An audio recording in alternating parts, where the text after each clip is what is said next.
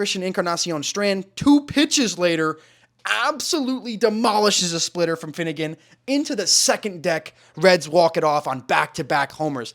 Hello, everybody, and welcome back to another episode of the Bobby Valentine Sports Show. I'm your host, Frank Rampin, and baseball is back. Major League Baseball returned about 10-ish days ago, a little over, in Seoul, South Korea, between the Dodgers and the Padres. We touched on that a little bit in a couple episodes ago, but had to really wait for official opening day, Thursday, March 28th, and the first weekend, opening week of the MLB has finally got here, and I could not be more excited. Got my A's shirt on. Let's go Oakland, and we'll dive right into the first baseball episode of 2024. So, opening week upon us. Let's get into the recap. Baseball is back, and let's take you out to the Oakland Coliseum for opening day for our play of the week. Let's do it. Why not? Why would we not? Because unreal things were happening in Oakland. Maybe not wins, but in the outfield. So, top of the first inning. Actually, this was Saturday. This wasn't opening day, excuse me. So this was a couple days into this season. This might have been Friday. I'm not positive, but whatever. Not opening day because JP Sears on the mound. Believe it was Saturday. So, top of the first inning, 1 away. Just kicking things off here at the Coliseum. A's looking for win number 1 of the season. Jose Ramirez, the AL MVP frontrunner, or not frontrunner. He's been up there for MVP. Not won the award. He's finished second. He's finished third. But coming up for his first at-bat here. Top of the first, 1-2 count, facing JP Sears. He rips an off-speed pitch high and deep in the air to the center field. JJ Bleday, ranging back, leaps and brings back Jose Ramirez's homer. What a play from JJ Bleday. Fully extended at the wall, reaching and pulling that one back. So, first play of the week for baseball comes from the boys out in Oakland. What a play, JJ Bleday, baby, like Dallas Braden would say, kicking things off the right way. But A's would fall, do pick up a win, their first win of the season, on a walk-off walk on Easter Sunday. So, in the win column, that's all I got to say. So, diving from our play of the week that was in Oakland all the way to Great American Ballpark in Cincinnati, where the Reds took on the Nationals this weekend, a weekend series. This game comes from Easter Sunday, and if you saw how this game ended, oh boy, what a finish this was. So, I'm going to pick things up here. Top of the third inning, off-speed pitch, C.J. Abrams absolutely annihilates it. Halfway up the stands over there in right center field, Nationals on the board, 1-0 lead in the third. That one hung up, and he just obliterated it. Look at that, C.J. Abrams, he knew it. Took a look back at his dugout, 429 feet, Nats on top. So, moving ahead now, 1-0. Second and third here with 1 away for the Redlegs. Top of the order, and Jonathan India up at the plate. And on a 2-0 pitch, he's going to softly ground one over to shortstop. C.J. Abrams throws on to first. Dugout over there, but that's good enough to tie this one up. So, 1-1. Next batter, Will Benson, still in the bottom of the third inning. Runner on second, laces one down into right field. That one's going to get past Lane Thomas to the wall, and Nick Martini is going to come around from second to score. So, excuse me, they're backing up to the third inning. 2 Reds come in. They take a 2-1 lead. Now we head to the bottom of the fourth. Elly De La Cruz leading 2 away, ripping one to right field, gets by Lane Thomas, and like I said before, he's got those wheels, gets him into third. 2 away, though. That's going to bring up Spencer Steer with Elly just 90 feet away. Reds on top 2-1 already in this one, looking to extend their lead. All over the place in the first baseball episode, first breakdown of the year, but back on track now. Spencer Steer lines one up the middle. Reds extend their lead 3-1. So a little bit of Jonesery there from me. Sorry about that, but you know what it is. 3-1 Reds moving along. So talked about Lane Thomas a little bit. We've seen him run around in right field a little bit. He comes up with runners on second and third, 1 out in the top of the fifth. Lines one over De La Cruz's head into left field. Both runners are going to come in to score. Lane Thomas ties this one up at 3. So a solid game so far between the Nats and the Reds, back and forth. Elly De La Cruz, he's been active early in this one. Last year, he came up and just absolutely took the year by storm. So expecting more of that, our baseball fans this year. So we're going to move up here to the top half of the 7th inning. Rookie third baseman Trey Lipscomb comes up.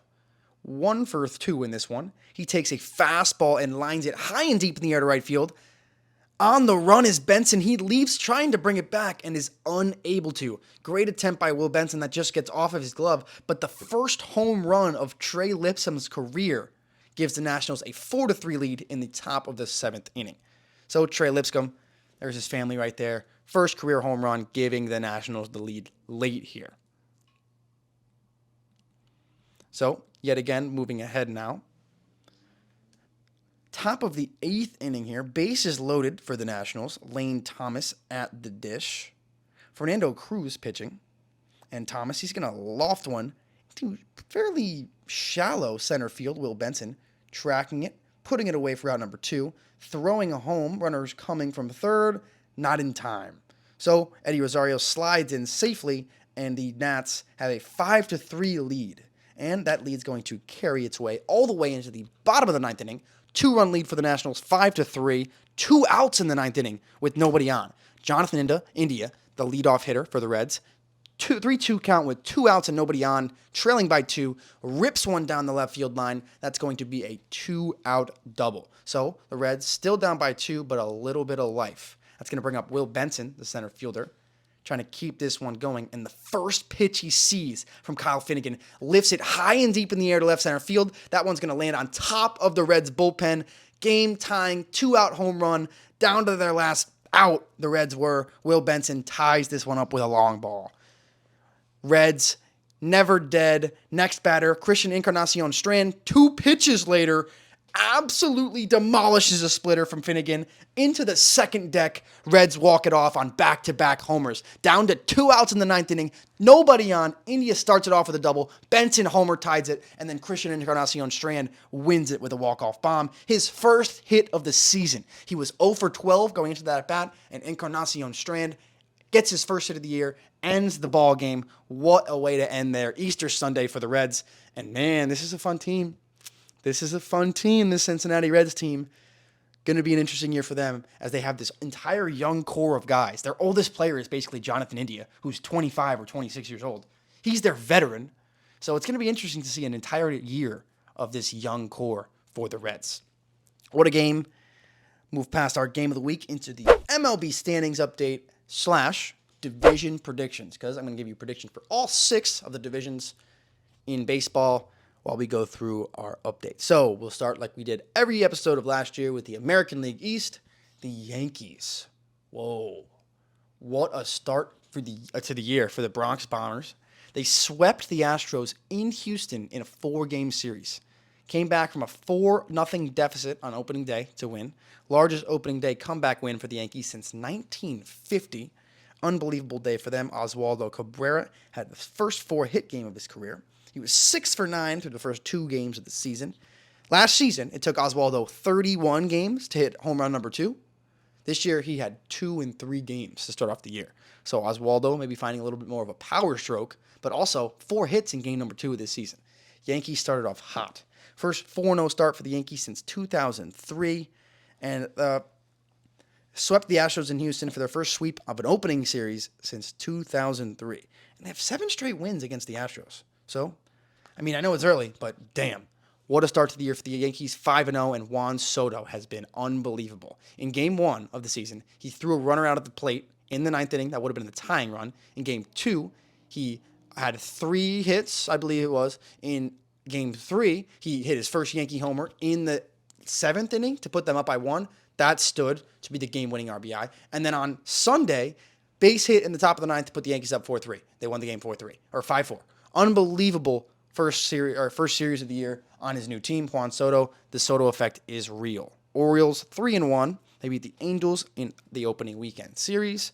Corbin Burnes had 11 strikeouts in his Orioles debut, tied for the most in a player's debut in team history, tied Bump Hadley, and that was for the 1932 Browns. So you might be wondering, that's not the Orioles. I mean, same organization. So the first time that this organization had an 11 strikeout in an Oriole debut since Bump Hadley in 1932. And I assume they called him Bump because he was a pitcher and he was on the bump. But, jeez, I don't know. They beat the Angels 13-4 on Saturday. They scored 9 runs in the 6th inning. Batted around, and all 9 players scored. So they batted around without getting an out. The last batter, the 9th hitter, was Anthony Santander, who homered. So, I mean, unprecedented, unbelievable. Gunnar Henderson became the 3rd Oriole in the StatCast era with 4 batted balls of 105 miles an hour or greater in the same game. He was only a triple away from the cycle. The Orioles' first 3 starting pitchers to open the season each recorded at least 7 strikeouts for the first time in team history. So the Orioles look good, and the Orioles, they're going to be my pick to win this American League East division. They won it last year for the first time in a pretty decent amount of time, I believe since 2015. I think they're going to repeat and do it again. Just got better, adding a real ace at the top of their staff in Corbin Burns, Cy Young winner in 2021, and we saw what he could do on opening day. The Red Sox, 3-2. They split 4 games with the Mariners on opening weekend. Tyler O'Neill, he set an MLB record by homering in 5 consecutive opening days. Pretty impressive stuff. Tyler O'Neill, he lives for opening day. This season can't start early enough for him. Every game, first game of the season, he just goes deep. Red Sox starters threw 5+ innings and allowed 2 or fewer runs in each of the first 4 games of the season. That's only the 4th time in the history of the franchise that this has happened. So, Red Sox pitching, I mean, it was their weak point for the past 3-4 years, coming out hot to start 2024. And Jarren Duran is the first Sox player in history with 5 or more steals through the first 5 games of the season. So, Jarren Duran running early and often. Tampa Bay, they're 2-2, split a series with Toronto on opening weekend. Yandy Diaz became the 3rd player in team history to open the season with a leadoff homer, following Austin Meadows, who did it in 2019, and Gerald Williams back in 2000. Brandon Lau hit a 440-foot, 111-mile-per-hour grand slam. That was both the hardest and farthest grand slam in the history of the StatCast era by a Ray. Blue Jays sitting at 2-3 at the bottom of the AL East right now. They split 4 with Tampa Bay, like I just said. Vlad reached base safely in 31 consecutive games versus the Rays. That's the longest span by any player versus the Rays since Big Papi did it in 31 games himself from 2008 to 10. Pretty impressive stuff from Vlad. Also hit a 450-foot nuke at the Trop. NL East, the Atlanta Braves, they started off 3-1. So these records, by the way, that I'm saying, they're as of Tuesday, April 2nd. By the time this video comes out, there'll probably be a couple more games to be posted for every team, but this is just the standings as of now. Obviously, beginning of the season, there's going to be a lot of shuffling of the records, the schedule, all of that stuff, but this is just how we stand super early. Obviously, a lot of things are going to change, but the Braves had a good opening series. The Matt Olson became the 2nd player in the history of the Braves franchise with 3 extra base hits on opening day. He's the first since the club moved to Atlanta in 1966, and Andy Pafko, the only other person who did it, back for the Milwaukee Braves in 1954. So 3 extra base hits on opening day, 3 doubles for Matt Olson, unprecedented in Braves history, especially Atlanta Braves history. No one's ever done it in Atlanta. 21 runs scored for the first 2 games of the season, most through 2 games since they scored 25 in their first 2 games of 96. And last year, we saw this team almost break the all-time home run record. They hit over 300, just the 3rd team in MLB history to have over 300 home runs as a team, and they start off right where they left off last year. Ozzie Albies, the first Braves player with multiple homers and 5 RBIs in the team's first 3 games since Brian McCann, the backstop, did it back in 2009. Phillies, they started their season 1-3, but they're in 2nd. National League East, very tough start, unless your name is the Braves. They lost 2-3 to the Braves. Kyle Schwarber, he did hit a 114.4-mile-an-hour leadoff homer on Easter Sunday, his 4th hardest hit homer of his career, and the 2nd hardest hit homer allowed by Chris Sale since 2015, the StatCast era. But Chris Sale, pitching for the first time this weekend for the Braves, he looked pretty good. I don't know if he got the win, but he pitched a solid game, only gave up, I think, 2 runs. But Phillies at 1-3, sitting 2nd in the division. Tied with the Nationals, also 1-3. Lost 2-3 to the Reds. We saw them at our game of the week. C.J. Abrams, young core, Lane Thomas, hopefully looking to get some more wins than last year. The Mets 0-4, swept by the Brewers in the opening series. Then they lost in 10 innings to the Tigers last night on Monday. Still winless, but in the game against the Tigers, Sean Manaea made his first start for the Mets, and he took a no-hitter into the 6th inning in his Mets debut. Longest no-hit bid in a Mets debut ever, passing Brian Bannister by 1 out. He had 5 2/3 innings pitched. Bannister had 5 1/3. But the Mets squandered it in the 10th. unable to score any runs. But the Marlins, they got swept by the Pirates in a 4-game series to start the season, and then they lost another one on Monday night. So 0-5 to start the season for the first time in the history of the Florida or Miami Marlins. So not a great start for them, but still very, very early. Moving to the AL Central, the Tigers are 4-0. Sweep of the White Sox start the year off, and they win against the Mets last night. Wow. I mean, a lot of people are saying good things about this young Tigers team, but I'm going to have to see it to believe it because the Tigers have not been very good over the years past. But let's see. Tariq Skubal, unbelievable opening day start. Everyone says he is someone to look out for. Twins, they're 2-1. They beat the Royals in an opening day series, and they matched the franchise record with 4 batters reaching via the hit by pitch. Not the stat that you kind of want to break, but I mean, I guess you'll take them on anyway. The Cleveland Guardians, they're 3-2, took 3 of 4 from my A's in Oakland in the opening series. Shane Bieber had a great day on opening day. He just became the 6th pitcher in MLB history to have at least 10 strikeouts in 3 or more opening days. And listen to this list. These are the pitchers in MLB history to have that. 10 strikeouts in 3 or more opening days. Randy Johnson, Bob Gibson, Pedro Martinez, Felix Hernandez, Max Scherzer. And then Shane Bieber just added himself to that list. All those guys are Hall of Famers. Hall of Famers. 100%. So Shane Bieber falling into an elite class there of 6 MLB pitchers to have 10 Ks or more in 3 opening days. Jose Ramirez hit his 217th career home run, breaking a tie with Carlos Santana and Hal Trosky for 5th place on Cleveland's all-time home run list. And I mean, Jose Ramirez, he's Mr. Inevitable, Mr. Consistent, and he's so under the radar. And he rocked Tim Anderson last year. Have to bring that up any chance I can get. Cade Smith sets a club record with 5 strikeouts in a debut of 2 innings or fewer. So he came in, pitched 2 innings, 5 Ks, Cade Smith. Unbelievable job from him. The Kansas City Royals, 1-3. Lost their first series to the Twins, but Cole Ragans set a Royals opening day record with 9 strikeouts, passing Danny Duffy, who had 8 back in 2017, and also Wally Bunker, who had 8 back in 1970. So Cole Ragans, a little bit of history for opening day for the Royals. White Sox still looking for win number 1, 0-4, swept by the Tigers. They lost to the Braves last night. Braden Shoemake, first White Sox player to homer in his first career hit since Zach Collins in 2019 versus the Rangers. So, other Central, National League, Pirates, 5-0 now, sweeping the Marlins in a 4-game set in opening series. Jared Jones had 22 whiffs in his MLB debut against Miami, the most ever recorded by a pitcher making their MLB debut since the pitch tracking era began back in 2008. So Jared Jones, 22 whiffs against the Marlins. Pretty good stuff. Brian Reynolds has reached base safely in 33 consecutive games dating back to last season. The only longer active streak is Juan Soto with 37. 4-game sweep over the Marlins to start the year, and the Pittsburgh Pirates have started the year 5-0 for the first time since 1983. So a great start for Pittsburgh. Let's see if they're going to be able to continue it as the season goes on. The Milwaukee Brewers, they're 3-0 at the moment. Swept the Mets in New York in the opening game. Jackson Chourio, the youngest player since 1937 to bat leadoff in his major league debut on opening day. So a little bit of a weird stat there. First player since 1937 to bat leadoff in his MLB debut on opening day. But I mean, that's pretty impressive. And he's been good. Had a good series against the Mets. He's extremely fast. So he's somebody to look out for. The Cincinnati Reds, talked about them a little bit. Won the opening series in wild fashion over the Nats. Coming back down 2 in the 9th with 2 outs. Tying it up with a 2-run, 2-out Will Benson homer. Followed 2 pitches later by a walk-off by CES.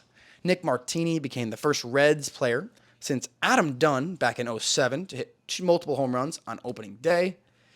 And CES, Christian Encarnacion Strand, has a walk-off plate appearance in 4.5% of the games that he's played. It's the highest rate since 1961 with a minimum of 50 plate appearances, but obviously that's not a big sample size. But coming up with a chance to win the game in 4.5% of the games you've played, pretty crazy, even if it is a small sample size. Spencer Steer is the first Red to hit an extra inning grand slam since Todd Frazier back in 2015. He did that the other day against the Philadelphia Phillies hitting a grand slam in the top of the 10th inning to give them a win. And I talked about it a little bit in the Game of the Week segment. This Reds team with their young core is going to be really fun to watch this year. I'm very, very intrigued by this Cincinnati Reds team, and I'm going to go and take them to win the Central. I think that they're going to be able to do it. They added a couple arms. Like, they have some young arms. They have Andrew Abbott, but they added Frankie Montas, who I really love from the A's. He's going to be good this year. He had a great start on opening day. I don't know, man. I just love the chemistry that these young guys have, the excitement they bring to every day on the field, the energy that they bring. So I don't know. I could just see that this Reds team coming together and really doing what they did, what was it, July last year? For a greater stretch of time, more games. So I'm taking the Reds to win the Central. The Chicago Cubs, 2-2, lost the opening series to the Rangers. Ian Happ became the first Cub to have 4 or more hits within the first 3 games of a season since Emilio Bonifacio back in 2014. And last night, we saw Shota Imanaga make his first start for the Cubs, the left-hander.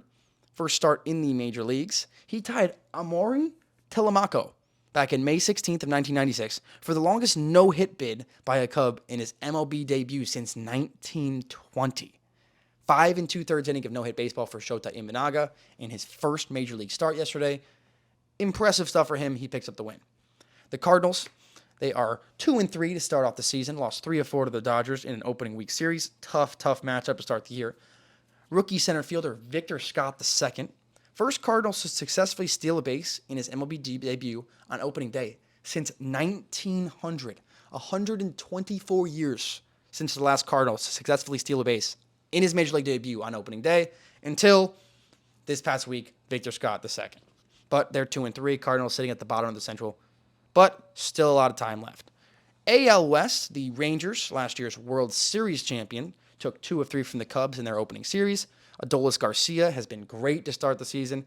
5th player in Rangers franchise history to homer in both of the first 2 games of the year. Hit his 100th career homer a couple days later. Both his first home run and his 100th home run were at the Trop against the Tampa Bay Rays. So he likes to hit there. Also homered in the Wild Card Series when they played them there last year, en route to winning every game they played on the road in the playoffs last year.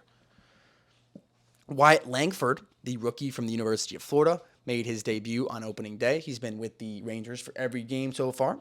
First Rangers player to hit a triple within his first 3 career games since Hanser Alberto back in 2015. So Wyatt Langford looking to be good for the Rangers this year.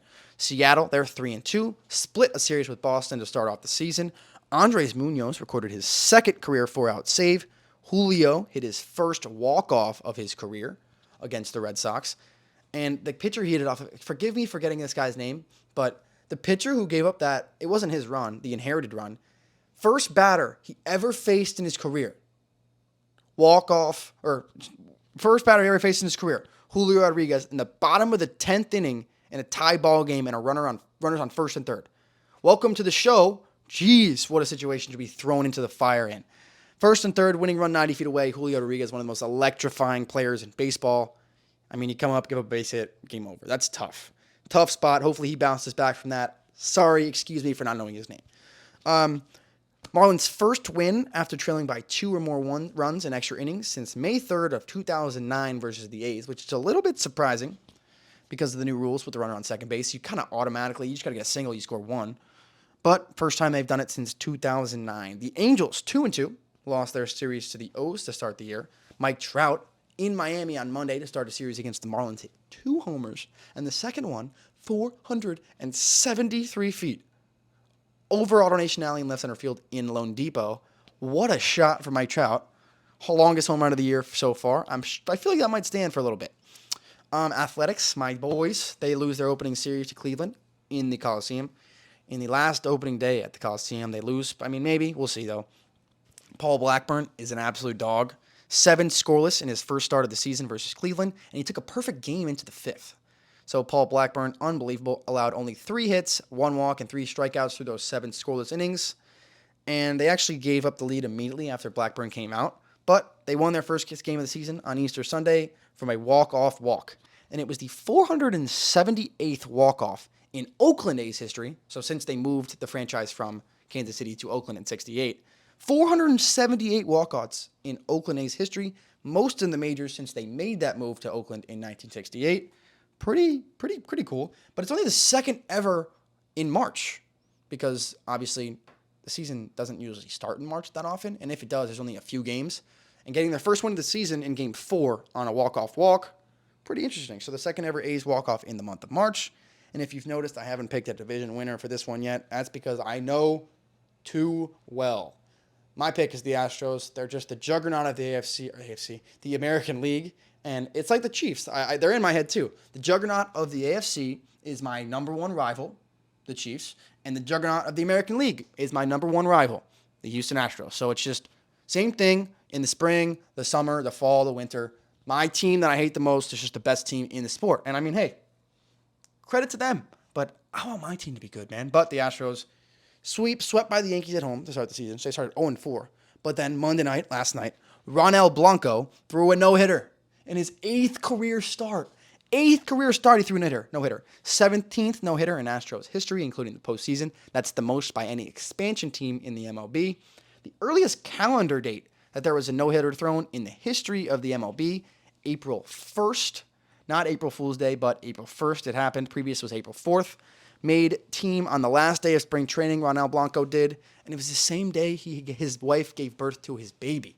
So he came from the hospital after his wife gave birth, tried to make the roster by pitching in the game that day, found out that he did, and throws a no-hitter in his first start of the season. 8th career start. What a story this is. Baseball is unbelievable. His previous career high in innings was 6.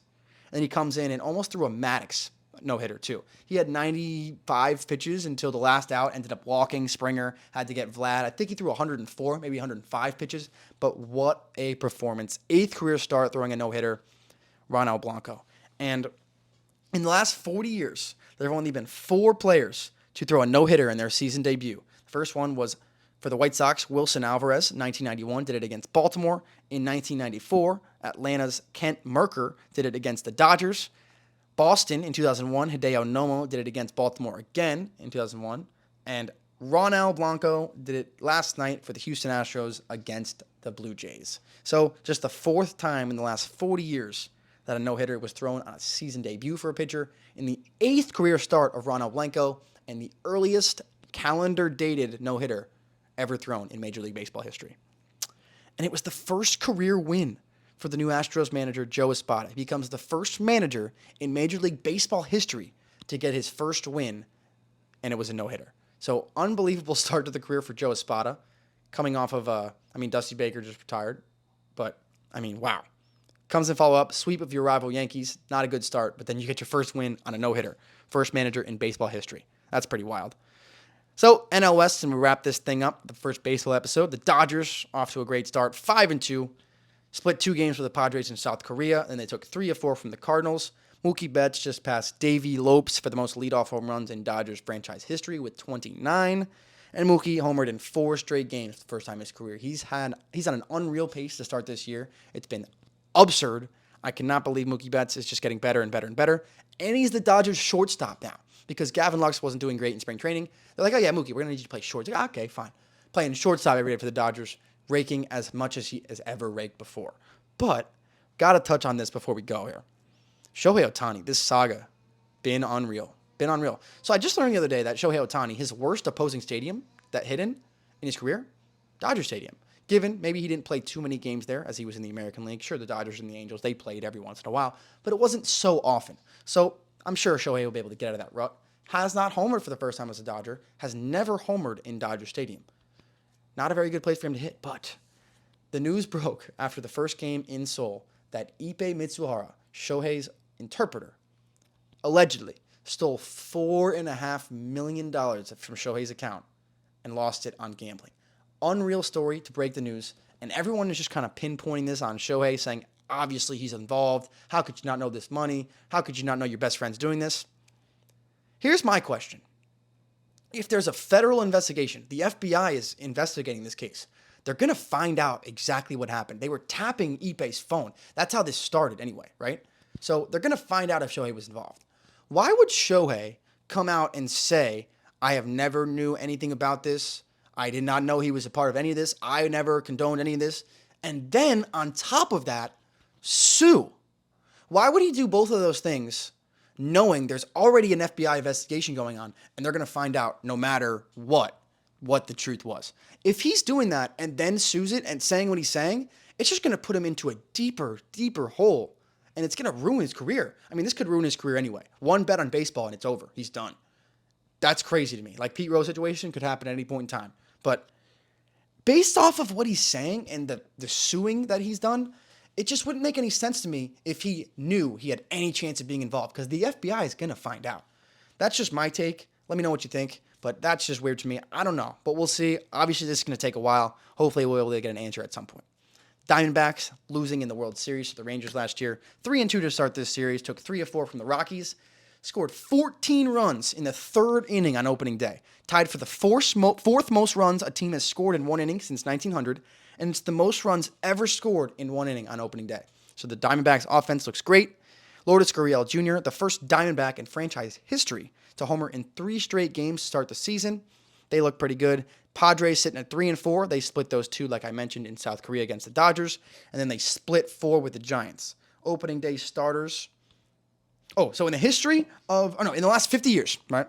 In the last 50 years of Major League Baseball, there's only been 3 opening day starters to play center field under the age of 21. 3 in the last 50 years. The first one was Ken Griffey Jr., did it in 1989 for the Mariners. Andrew Jones did it in 96 for the Braves. And then Jackson Merrill for the 2024 San Diego Padres. And we just saw him hit his first career home run last night at Petco Park, and he was fired up. Got the silent treatment from his boys, but what a moment for the 20-year-old. Graham Pauley, who was the number 8 prospect in the Padres organization, crushed a 3-run homer for his first career hit, and Luis Campusano hit a 329-foot home run down the right field line at Petco Park. This ties the shortest over-the-wall home run at Petco Park since StatCast began tracking in 2015. The Giants, 2-3, they split with the Padres in their opening series. Michael Conforto becomes the 18th straight different opening day left fielder for the Giants.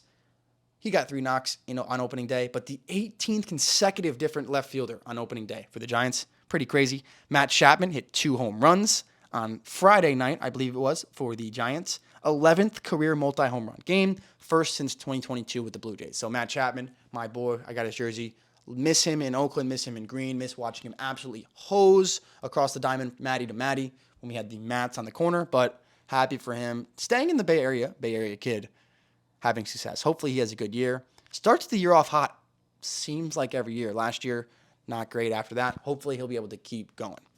And to round it up, the Rockies 1-4 lose their opening series to the Padres to end this one. To the Diamondbacks. So that's going to round up our standings update and my predictions. So, gone through the standings and my divisions, I got Orioles, Braves, Guardians, Reds, Astros, and Dodgers. So, let's see. Those are my 6 predictions. We'll see what happens in 6 months, see if I'm right. But that's going to do it. First episode of the MLB season. Fired up to be back. Baseball's back. Let's go. So, hope you enjoyed the first one. We'll be back once a week with another MLB episode. So, next week, actual Final Four and National Championship update, because that's going to be done. And then baseball for the next 6 months. So, get ready for it.